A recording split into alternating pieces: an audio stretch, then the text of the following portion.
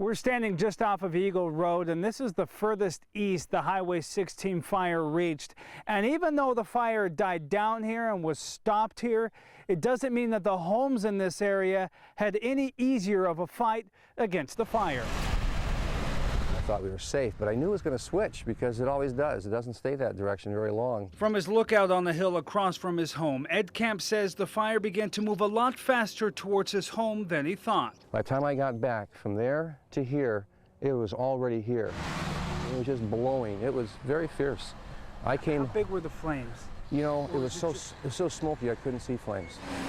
And the ash was hitting, coming down like rain. With smoke surrounding him, breathing was beyond difficult. The smoke was so thick.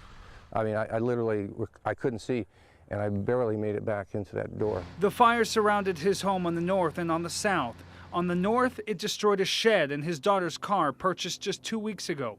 A friend of his, a man by the name of Jeff Smith, came with a front-end loader and came to his rescue. Now, this was after it pretty much swept through, but it was still burning, and he came up.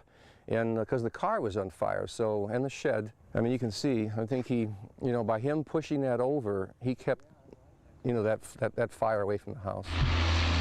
Air tankers even dropped retardant on the home. Camp says everything happened so fast that as he looks back, it becomes emotional. I think pretty lucky. When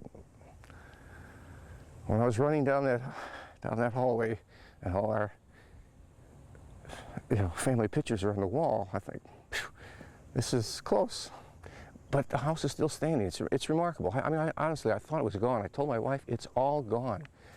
And as the smoke started clearing, there's the roof line. It's still, it's remarkable, really, to me. Just up the road, a different problem for Scott Rames and his wife.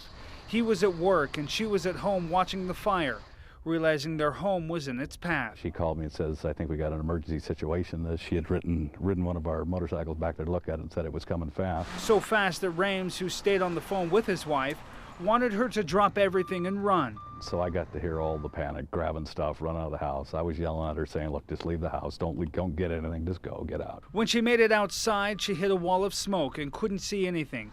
She jumped in the car and left the home. Drove down the driveway, drove the car off the road into the embankment down there and called 911, called me on the phone. Sheriff's deputies tried to make their way up Hondo Road, but had to turn back because the smoke was too thick.